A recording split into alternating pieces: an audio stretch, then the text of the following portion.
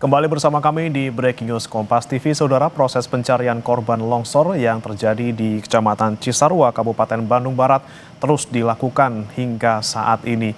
Dan kita akan membahas, Saudara, bagaimana sebenarnya posisi dari permukiman yang ada di Bandung Barat ini dan juga seberapa besar risiko bencana yang ada di sana, terutama di cuaca ekstrim seperti ini. Kita akan bergabung bersama dengan Dwi Korita Karnawati, pakar geologi lingkungan dan kebencanaan UGM. Selamat pagi, Bu Dwi Korita.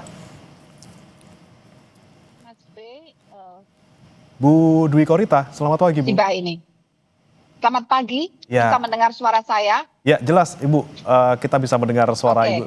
Baik, Bu Dwi Korita, ini Baik. baru beberapa waktu lalu kita bicarakan terkait potensi cuaca ekstrim yang ada di Jawa Barat dari BMKG. Kemudian terjadilah di Bandung Barat ada longsor yang hingga memakan korban jiwa dan puluhan korban hilang. Kalau Anda melihatnya, Bu Dwi Korita, ini apakah benar murni karena cuaca ekstrim yang terjadi atau lagi-lagi ada salah posisi permukiman ataupun mungkin ada gangguan di vegetasi ataupun juga di hulu, seperti itu, Bu? Sebelumnya saya turut belasungkawa atas musibah ini ya. Semoga saja tidak menyebar ke wilayah yang lain. Sebetulnya penyebab utamanya cuaca ekstrim itu hanyalah sebagai pemicu, bukan penyebab. Nah, penyebabnya terutama penyebab perubahan tata guna lahan yang memperparah lokasi atau daerah yang sebenarnya secara alamiah itu Jawa Barat, kondisi tektonik dan geologinya, bahkan kondisi iklim dan cuacanya kebetulan dari riset yang kami lakukan dan juga dari data BMKG, dari berbagai jurnal menyatakan, bahkan dari BNPB pun menyatakan lokasi yang paling parah dari segi kerentanan terhadap bencana geologi ataupun dari segi iklim atau cuaca. Jadi kondisi alamnya memang sudah rentan parah, namun tidak diimbangi dengan tata lingkungan yang menguatkan alam tersebut. Apalagi saat ini di puncak musim hujan dan Jawa Barat biasanya curah hujan itu tertinggi di seluruh Indonesia. Sehingga perlu benar-benar kewaspadaan, kesiapsiagaan, dan pencegahan terjadinya bencana susulan. Tata lingkungan tadi ya, Bu, Anda sebutkan terkait potensi bencana yang sangat besar di Jawa Barat khususnya.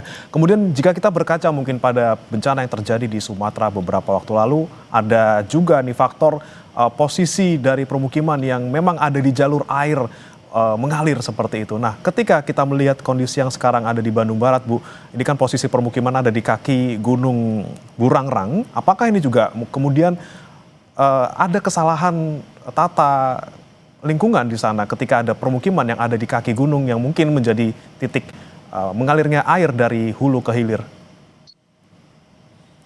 Betul sekali.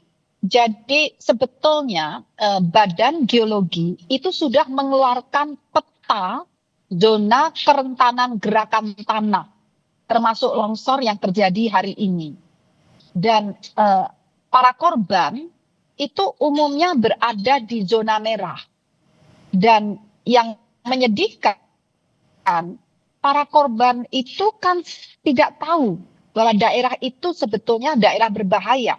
Bagaimana cara mereka selamat? Ya, tata ruangnya harus diatur, memperhatikan zona merah, jangan diizinkan untuk permukiman, agar tidak terjadi korban jiwa. Jadi sekali lagi, tata ruang yang seharusnya memperhatikan zona-zona bahaya longsor atau kerentanan gerakan tanah tersebut. Baik, Bu Dwi Korita, tadi kami juga sempat mewawancarai pakar hidrodinamika ITB bahwa sebenarnya dengan sistem misalnya terasering atau misalnya teres gitu ya, Bu ya, baik persawahan, perkebunan maupun permukiman ini juga bisa sebenarnya untuk mengantisipasi terjadinya longsor. Apakah kemudian lagi-lagi, Bu, apakah tidak boleh sama sekali dibangun tempat tinggal di sana atau misalnya dibangun dengan sistem tertentu bisa mencegah terjadinya bencana, Bu? Itu betul sekali. Banyak teori dan konsep yang menyatakan terasering atau rekayasa engineering itu bisa memperkuat lereng. Itu betul. Namun fakta menunjukkan semakin meningkatnya dampak perubahan iklim, semakin seringnya terjadi cuaca ekstrim.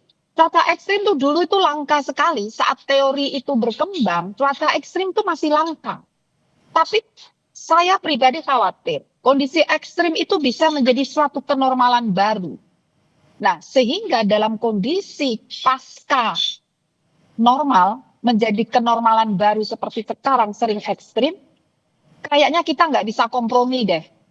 Tata ruang itu adalah paling penting, rekayasa bisa, tapi terbukti yang sudah direkayasa. Rekayasa itu kalah dahsyat dengan dampak pembukaan lahan, dampak kerusakan lingkungan, dampak kondisi ekstrim. Dan cuaca ekstrim itu pun juga akibat ulah manusia. Karena apa? Lahan semakin terbuka, suhu semakin meningkat. Jadi seperti steam engine, mesin uap. Atmosfer kita seperti mesin uap, menguapkan awan-awan panas ya, menguapkan awan-awan hujan. Awan-awan hujan, cumulonimbus yang semakin masif, semakin banyak, semakin sering, sehingga hujannya pun semakin dahsyat ya, sehingga rekayasa yang dulu lahir di masa-masa normal sudah saatnya untuk kita kaji ulang dan kita kayaknya harus patuh kepada tata ruang yang aman dari bahaya potensi bencana. Demikian.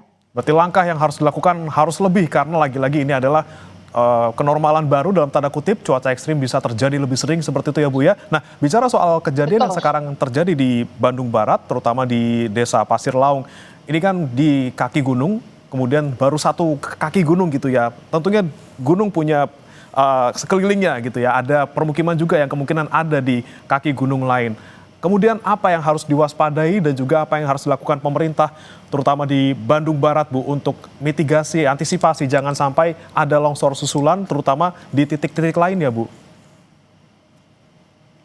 Saya mohon, jadi kami pernah melakukan di tahun 2000 di kaki dan di lereng puncak Gunung Menoreh. Saat itu kami sosialisasi gencar ke gunung-gunung itu ya, naik setiap gerimis masyarakat kita minta untuk turun tinggalkan lereng. Jadi saat mulai gerimis hujan, itu tahun 2000 tuh kami berhasil. Tahun 2000. Sekarang tahun 2026 walau alam ya. Nah, jadi sebaiknya ini tentunya kerjasama dengan BPBD, dengan aparat setempat. Jadi karena Jawa Barat itu nomor 1 dalam hal bahaya cuaca ekstrim dan longsor, jadi sebaiknya kita mengalah sebentar, mengalah dengan alam. Kalau sudah mulai gerimis itu atau bahkan mendung, sebaiknya tinggalkan lereng yang rawan. Jadi lereng-lereng di sana itu memang rawan longsor dan itu sudah diketahui. Badan Geologi sudah memetakan sejak puluhan tahun yang lalu, tapi tetap saja dikembangkan untuk hunian, diabaikan. Seperti itu. Jadi menyingkir awal hujan agar selamat. Baik. Lagi-lagi ya Bu ya, titik yang aman, titik yang sekiranya tidak terdampak longsor, ini harus bisa diutamakan daripada tempat-tempat yang rawan. Dan kita harap Ibu semoga hari ini pencarian dan juga evakuasi berjalan lancar dan kedepannya juga pemerintah Kabupaten Bandung Barat juga bisa memetakan mana wilayah yang sekiranya rawan longsor. Terima kasih Bu Dwi Korita Karnawati, pakar geologi lingkungan dan juga kebencanaan UGM, sudah bergabung bersama kami di Breaking News Kompas TV. Saudara, jangan lupa 7 hari lagi mulai 1 Februari Kompas TV pindah channel, satu langkah lebih dekat, satu langkah makin terpercaya. Dapatkan selalu berita dan juga informasi terupdate di Kompas TV di televisi Anda di channel 11 pada perangkat TV digital atau set-top box. Informasi terkini terkait dengan longsor di Bandung Barat akan hadir dalam program Kompas Siang pukul 11 waktu Indonesia Barat. Saya Breman Atenaya, sampai jumpa.